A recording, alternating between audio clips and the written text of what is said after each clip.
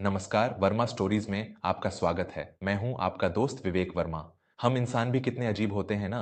जब हमारे पैर में कांटा चुभता है तो हम रास्ते को कोसने लगते हैं। जब घर में क्लेश होता है तो हम अपने परिवार वालों को बुरा भला कहने लगते हैं। जब व्यापार में घाटा होता है तो हम अपनी किस्मत और दुनिया वालों की बेईमानी का रोना रोते हैं। हमें हमेशा यही लगता है कि हमारे दुखों का, हमारी परेशानियों का कारण यह बाहरी दुनिया है। लेकिन क्या कभी आपने एकांत में बैठकर यह सोचा है कि जिस दुनिया को आप इतना बुरा, इतना स्वार्थी और इतना कठोर मान रहे हैं, वह दुनिया वास्तव में वैसी है ही नहीं?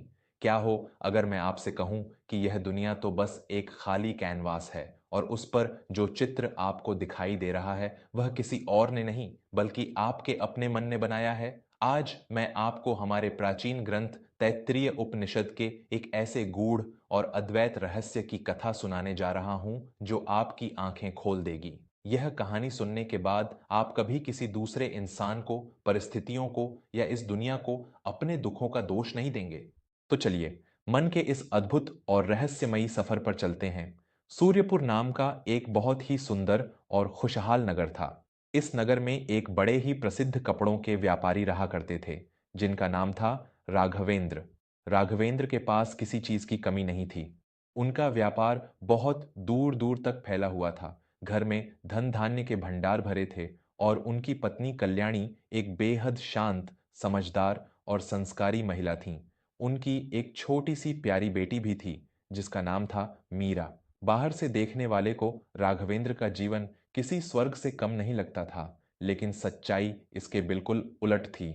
राघवेंद्र का मन हमेशा अशांत रहता था। उनके भीतर शक, क्रोध और नकारात्मकता का एक ऐसा जहर भरा हुआ था जिसने उनके जीवन को नरक बना दिया था। राघवेंद्र को लगता था कि इस दुनिया में हर इंसान धोखेबाज है। जब वे अपनी दुकान पर बैठते तो उन्हें हर ग्राहक चोर नजर आता, हर कर्मचारी बेईमान लगता। वे दिन भर अपने मुनीम और नौकरों पर चिल्लाते रहते। घर लौटकर भी उनका यह स्वभाव नहीं बदलता था। अगर कल्याणी प्यार से पूछती कि आज आप बहुत थके हुए लग रहे हैं, तो राघवेंद्र भड़क जाते और कहते, हाँ तो क्या करूं, बाहर दुनिया में सब मुझे लूटने के लिए बैठे हैं। मुझे तो किसी पर भरोसा नहीं है। यह दुनिया बहुत बुरी है कल्याणी, यहाँ कोई किसी का सगा नहीं है। धीरे धीरे उनके इस कटु स्वभाव का असर उनके जीवन पर पड़ने लगा। उनका बात बात पर शक करना और चिल्लाना देखकर उनके पुराने और वफादार कर्मचारियों ने काम छोड़ दिया। नए लोग उनके साथ टिक नहीं पाते थे। व्यापार गिरने लगा। घर में भी हर समय तनाव का माहौल रहने लगा। कल्याणी अपने पति की इस मानसिक स्थिति को देखकर बहुत दुखी रहती थीं। उन्होंने राघवेंद्र को कई बार समझाने की कोशिश की, लेकिन राघवेंद्र हमेशा यही कहते, तुम घर में बैठती हो कल्याणी, तुम्हें दुनियादारी की कोई समझ नहीं है। यह दुनिया एक जंगल है और यहाँ सब जंगली जानवर हैं। एक दिन सूर्यपुर नगर के बाहर स्थित एक प्राचीन आश्रम में एक बहुत ही सिद्ध और पहुंचे हुए संत पधारे। उनका नाम था गुरु नित्यानंद।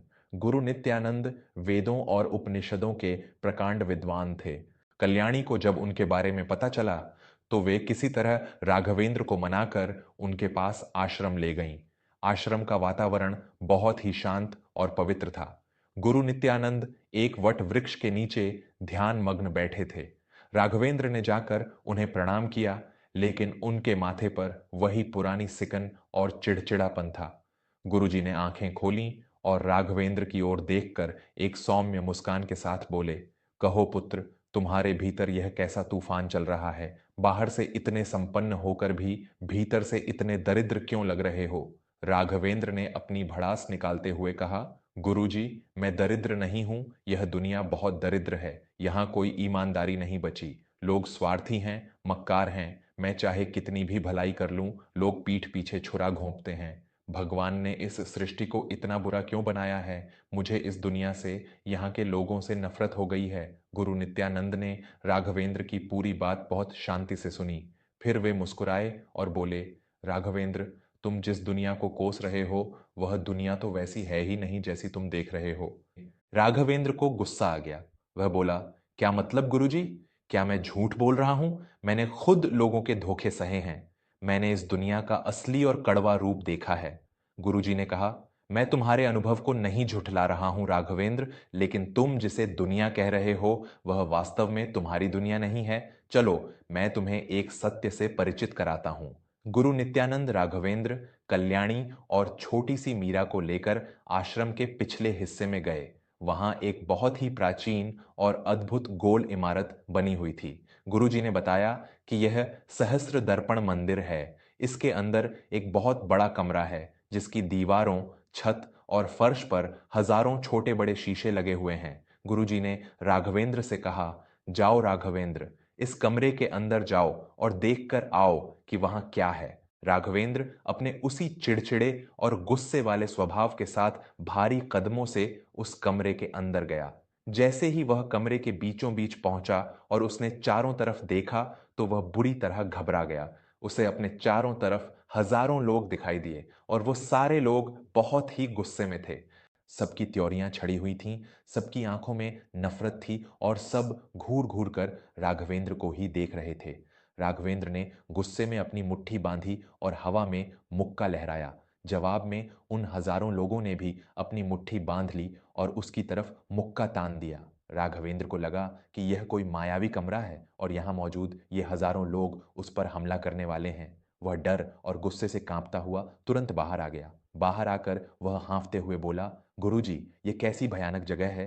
अंदर हजारों लोग हैं और सबके सब मुझे मारने के लिए तैयार खड़े हैं। सबकी आंखों में क्रोध है। मैंने कहा था ना, ये दुनिया बहुत बुरी है। गुरु नित्यानंद कुछ नहीं बोले। उन्होंने कल्याणी की गोद से छोटी सी मीरा को नीचे उतारा। मीरा अभी मुश्किल से 5 साल की थी और उसका मन बिल्कुल पवित्र, निश्चल और खुशियों से भरा हुआ था। गुरुजी ने प्यार से मीरा के सिर पर हाथ फेरते हुए कहा, पुत्री, जरा तुम अंदर जाकर देखो तो वहां कौन है। मीरा खिलखिलाती हुई दौड़कर उस शीशे वाले कमरे के अंदर गई। जैसे ही वह बीच में पहुंची, उसने चारों तरफ देखा। उसे वहां हजारों छोटी छोटी बच्चियां दिखाई दीं। वे सब बहुत सुंदर लग रही थीं। मीरा खुशी से उछल पड़ी और जोर से मुस्कुराई। जवाब में उन हजारों बच्चियों ने भी मीरा की तरफ देखकर एक बहुत ही प्यारी सी मुस्कान दी। मीरा ने खुशी से अपने दोनों हाथ हवा में लहराए और ताली बजाई। उन हजारों बच्चियों ने भी हाथ लहराए और ताली बजाई। मीरा को लगा कि उसे खेलने के लिए हजारों दोस्त मिल गए हैं। वह कमरे में गोल गोल घूमने लगी, नाचने लगी। काफी देर तक खेलने के बाद जब मीरा बाहर आई तो उसका चेहरा खुशी से चमक रहा था। उसने गुरुजी से कहा, बाबा, वो कमरा तो बहुत अच्छा है। अंदर हजारों बहुत अच्छे अच्छे बच्चे हैं जो मुझसे बहुत प्यार करते हैं। मैं जब मुस्कुराती हूँ तो वो भी मुस्कुराते हैं। मुझे वहां बहुत मजा आया। राघवेंद्र ये सब देखकर हैरान रह गया। वह बोला, ये कैसे हो सकता है? अभी थोड़ी देर पहले तो वहां हजारों गुस्से वाले लोग थे। तब गुरु नित्यानंद ने अपनी गंभीर और मधुर वाणी में उस परम सत्य का रहस्य खोला। उन्होंने कहा, राघवेंद्र, उस कमरे में कोई दूसरा इंसान था ही नहीं, वहां सिर्फ शीशे थे। तुमने जब अंदर जाकर देखा तो तुम्हारे मन में क्रोध था, शक था, नफरत थी। इसलिए शीशों ने तुम्हें हजारों क्रोधित और नफरत करने वाले लोग दिखाए। जब यह छोटी सी बच्ची अंदर गई तो इसके मन में प्रेम था, उल्लास था, पवित्रता थी। इसलिए शीशों ने इसे हजारों प्रेम करने वाले दोस्त दिखाए। गुरुजी राघवेंद्र के पास आए और उसके कंधे पर हाथ रखते हुए बोले, वत्स, हमारे उपनिषदों में, विशेषकर तैत्तिरीय उपनिषद में एक बहुत ही महान अद्वैत ज्ञान छिपा है। उपनिषद कहता है, मनो ब्रह्मेति व्यजानाथ, अर्थात मन ही ब्रह्म है, मन ही सृष्टि है। ये पूरी दुनिया भी बिल्कुल उस सहस्त्र दर्पण मंदिर की तरह है। ये सृष्टि कोई स्वतंत्र चीज नहीं है जो तुम्हारे बाहर खड़ी है। ये दुनिया तो केवल एक विशाल दर्पण है जो तुम्हारे ही मन की अवस्था को परावर्तित करके तुम्हें वापस दिखा रहा है। राघवेंद्र ध्यान से सुन रहा था। उसका अहंकार अब पिघलने लगा था। गुरुजी ने आगे समझाया, अद्वैत वेदांत का अर्थ ही यही है कि दो नहीं हैं। तुम और यह दुनिया अलग अलग नहीं हो। जो तुम्हारे भीतर है वही तुम्हें बाहर दिखाई देता है। अगर तुम्हारे मन में हर समय यह डर है कि लोग तुम्हें धोखा देंगे, तो तुम्हारी मानसिकता ऐसी हो जाएगी कि तुम्हें हर इंसान की सामान्य बात में भी साजिश नजर आएगी। अगर तुम कटुता से भरे हो तो तुम दूसरों से ऐसे ही बात करोगे और बदले में तुम्हें कटुता ही मिलेगी। तुम जिस दुनिया को कोस रहे हो राघवेंद्र, वह तुम्हारे ही मन का प्रतिबिंब है। जिस दिन तुम अपने मन के दर्पण को साफ कर लोगे, उसमें प्रेम, विश्वास और शांति भर लोगे, उस दिन यह पूरी दुनिया तुम्हें एक स्वर्ग लगने लगेगी। राघवेंद्र की आंखों से पर्दे हट चुके थे। उसे समझ आ गया था कि उसके दुख का कारण कोई मुनीम, कोई ग्राहक या उसकी पत्नी नहीं है, बल्कि उसका अपना वह मन है जो हर समय नकारात्मकता का जहर उगल रहा है। उसने रोते हुए गुरु नित्यानंद के चरण पकड़ लिए और क्षमा मांगी। उस दिन के बाद राघवेंद्र का जीवन पूरी तरह से बदल गया। उसने लोगों पर विश्वास करना शुरू किया। जब वह दुकान पर मुस्कुराकर ग्राहकों से बात करता तो वे भी मुस्कुराकर जवाब देते। जब उसने अपने कर्मचारियों को सम्मान दिया तो उन्होंने भी पूरी ईमानदारी से काम किया। घर में जब उसने कल्याणी को प्रेम और आदर दिया तो उसका घर सचमुच किसी मंदिर जैसा पवित्र और शांत हो गया। दुनिया वहीं थी, लोग वहीं थे, सूर्यपुर नगर भी वहीं था, लेकिन राघवेंद्र के लिए पूरी सृष्टि बदल चुकी थी, क्योंकि उसका मन बदल चुका था। दोस्तों, तैत्तिरीय उपनिषद का यह अद्वैत ज्ञान आज के हमारे इस तनाव भरे जीवन के लिए एक बहुत बड़ी संजीवनी है।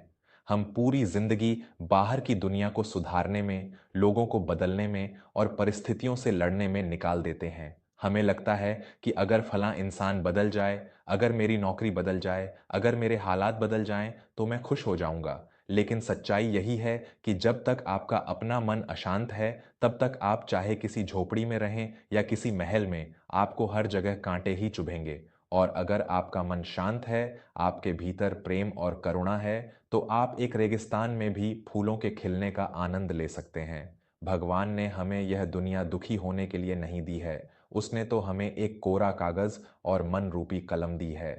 अब यह हम पर निर्भर करता है कि हम उस कागज पर युद्ध और नफरत की तस्वीरें बनाते हैं या प्रेम और शांति की। अगली बार जब आपको लगे कि सारी दुनिया आपके खिलाफ है, लोग बहुत बुरे हैं, तो एक पल के लिए रुकिएगा, गहरी सांस लीजिएगा और अपने भीतर झांक कर देखिएगा। कहीं ऐसा तो नहीं कि शीशे पर धूल लगी है और आप अपना चेहरा पोंछने की कोशिश कर रहे हैं। अपने दृष्टिकोण को बदलिए, सकारात्मकता को अपनाइए, विश्वास करना सीखिए। यकीन मानिए, जिस पल आपका मन भीतर से मुस्कुराएगा, यह पूरी सृष्टि आपके साथ मिलकर मुस्कुराने लगेगी। क्योंकि सत्य यही है, आपका मन ही आपकी सृष्टि है। आपको यह कहानी और उपनिषद का यह ज्ञान कैसा लगा? क्या आपने भी कभी ऐसा महसूस किया है कि जब आप बहुत खुश होते हैं तो हर इंसान अच्छा लगने लगता है, और जब आप उदास होते हैं तो अच्छी बात भी बुरी लगती है? अपने विचार नीचे लिखकर ज़रूर साझा करें। अगर यह कथा आपके दिल को छू गई हो और इससे आपको जीवन की एक नई दिशा मिली हो, तो इसे अपने परिवार और दोस्तों के साथ ज़रूर साझा करें। वर्मा स्टोरीज से जुड़ने के लिए और हर बार कुछ नया और गहरा सुनने के लिए आपका बहुत बहुत धन्यवाद। मैं विवेक वर्मा अब आपसे विदा लेता हूं। अपने मन को शांत रखिए, खुश रहिए और हमेशा मुस्कुराते रहिए। नमस्कार।